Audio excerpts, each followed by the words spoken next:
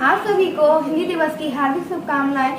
मैं कक्षा 8वीं की छात्रा आराध्या पंडित आप सभी के सामने हिंदी दिवस पर कुछ बताना चाहूँगी। 14 सितंबर 1949 के दिन हमारी संविधान सभा ने देवनागरी लिपि में लिखी गई हिंदी भाषा को भारत गणराज्य की आधिकारिक भाषा घोषित किया था। हिंदी दिवस मनाना इसलिए ज़रूरी है ताकि हम अपने विश्व में अपने हिंदी भाषा का प्रचार प्रसार कर सकें और उसके बारे में लोगों को बता सकें। हिंदी भाषा एक भाषा ही नहीं है महज, वो एक ऐसी सूत्र है जो हम सभी भारतवासी को एक एकता के सूत्र में पिरोती। आप सभी जान रहे होंगे जैसे कि आज जो हमारी युवा पीढ़ी है वो ज़्यादातर अंग्रेजी भाषा अग्रसर हो रही है, परंतु उन्हें ये भी जानना बहुत ज़रूरी है कि उनकी संस्कृति क्या है। आप लोग को आश्चर्य होगा ये जानकर कि जो पूरे विश्व में भारतीय यूनिवर्सिटीज़ को छोड़कर 176 यूनिवर्सिटीज़ हैं जो कि हिंदी को पढ़ा रही हैं, जिससे आप समझ सकते हैं कि हिंदी का इसमें महत्व कितना ज़्यादा है। हिंदी का महत्व इसमें कितना ज़्यादा है और हिंदी जो है वो दुनिया की तीसरी सबसे बोली जाने वाली भाषा है।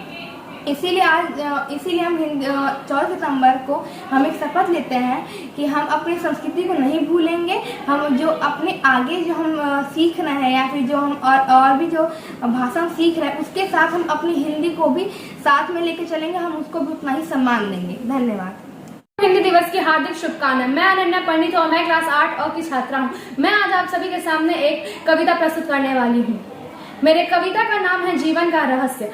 क्या खोजते दुनिया में तुम, सब कुछ तुम्हारे अंदर है। अरे क्या खोजते दुनिया में तुम, जब सब कुछ तुम्हारे अंदर है। क्या देखते औरों में तुम, जब तुम्हारे मन में ही दर्पण है। जब तुम्हारे मन में ही दर्पण है। जिंदगी बस एक दौड़ नहीं, तू भी अश्व नहीं है धावक। जिंदगी बस एक दौड़ नहीं, तू भी अश्व नहीं है धावक। रुक रुक कर मन से बातें कर, अशांत मन को शांत तो कर ले। सपनों की गहराई समझो, अपने अंदर की अच्छाई समझो। सपनों की तुम गहराई समझो, अपने अंदर की अच्छाई समझो। आध्यात्म को तुम अपनाकर जीवन को खुलकर जी लो। आलस्य तुम्हारा दुश्मन है तो, अगर आलस्य तुम्हारा दुश्मन है तो पुरुषार्थ को अपना दोस्त बना लो। जीवन का यह रहस्य समझकर तुम खुशियों से नाता जोड़ो। धन्यवाद। आप सभी को हिंदी दिवस की शुभकामनाएं। मेरा नाम साक्षी यादव है। मैं कक्षा 8वीं की छात्रा हूँ। मैं आप सभी के सामने एक कविता प्रस्तुत करने जा रही हूँ। आज की नदी और नारी अपने अस्तित्व बचाने के लिए जूझती क्यों है? हर समय हमसे एक सवाल पूछती क्यों है? क्यों मुझे तुम बांधे रखना चाहते हो? हूँ तो मैं एक जीवन दायनी पर तुम निशाना साधे रखना चाहते हो। मुझे भी तो उड़ने का अधिकार है, अपनी आज़ादी से तुम्हारे जितना ही प्यार है। याद रखो तुम्हारी इस मानसिकता से मैं बच ना सकूंगी, फिर कोई नया सृजन कोई नया पात्र रच ना सकूंगी। संभल जाओ इससे पहले पूरी नदी व्याप्त हो जाए। संभल जाओ इससे पहले पूरी नारी जाति ही समाप्त हो जाए। नर शब्द भी नारी में समाया हुआ है, इन नाजुक कंधों ने बोझ भारी उठाया हुआ है।